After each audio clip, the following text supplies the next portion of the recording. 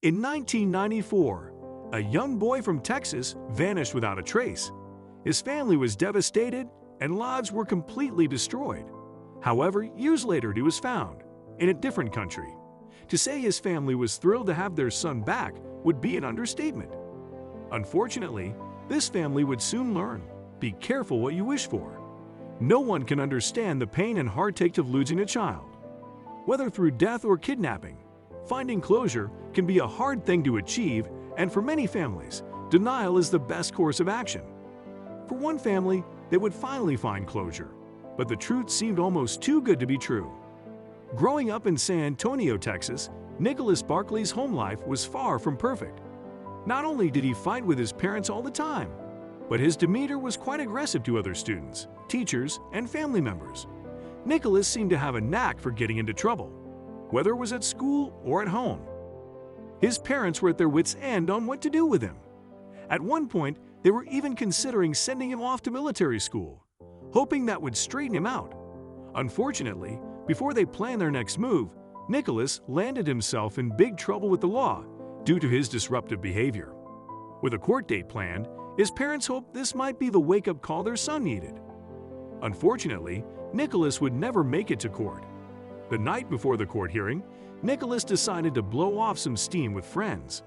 A friendly game of basketball was just what he needed, and the night couldn't have been more perfect. Just a group of boys being boys. When the game finally finished, all of the boys went their separate ways home. However, Nicholas vanished before making it back to his parents' home. No one ever saw him again. At first, Nicholas's family thought he might have run away. With the court date coming up the next day, they figured he might try to avoid appearing at all costs. But soon they realized something was very wrong. Soon his family realized he was missing. Many of the counties nearby were alerted that a young boy had gone missing, and flyers were distributed throughout the city. Sadly, no tips came in on where Nicholas might be. What could have possibly happened? After 3 years with no new information, the case was considered cold. While his family never gave up hope, it seemed time was not on their side. However, one day in 1997, Nicholas's parents received a shocking phone call. The police had found Nicholas. After 3 years of questions and uncertainty, their son would finally be coming home. But where had he been this entire time? According to the investigators, Nicholas had been discovered in a small town in Spain. He was healthy and mentally fine, and they would be putting him on a plane back to Texas. Soon, his parents would be reunited with their long-lost son.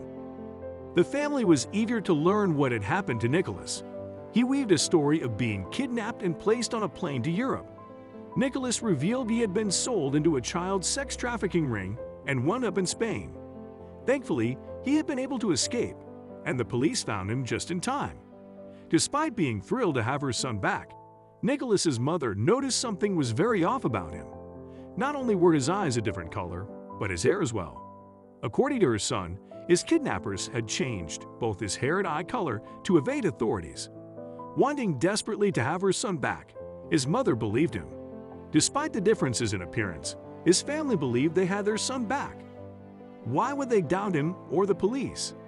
However, a private investigator didn't believe the story that was being told. Charlie Parker had heard all about the story of the kidnapped boy who was found in Spain and thought some of the claims just didn't add up. For starters, he didn't think it was possible that someone could physically change the boy's eye color. Another key observation from Parker was Nicholas's attitude. For someone who had been sold into a child sex trafficking ring, he seemed perfectly fine. Any child who had gone through such horrors would show signs of trauma and most likely become withdrawn. However, Nicholas showed no signs of any impact of the entire ordeal. Charlie enlisted the help of fellow investigators to look into the case. While examining the before and after photos of the boy, they noticed something very alarming. You won't believe what they discovered. Just like fingerprints, a person's ears are completely unique. When looking at the photos, the investigators realized that the ears were completely different. Who was this person that was claiming to be Nicholas? After further investigation, the truth was revealed. The young man posing as 16-year-old Nicholas was actually a 3-year-old man from France named Frédéric Bourdon. According to Interpol, He was known as the Chameleon, since he had a history of stealing identities. Known for impersonating missing children, Frederick was wanted by the French police. Apparently, the young man had spent most of his life pretending to be other people, assuming their identities. Nicholas Barclay had been his latest scheme. So why did Frederick choose Nicholas? Well, the police in Spain had mentioned that they looked very much alike. This planted the seed in the man's brain to pull off a global stunt, unlike anyone had ever seen before.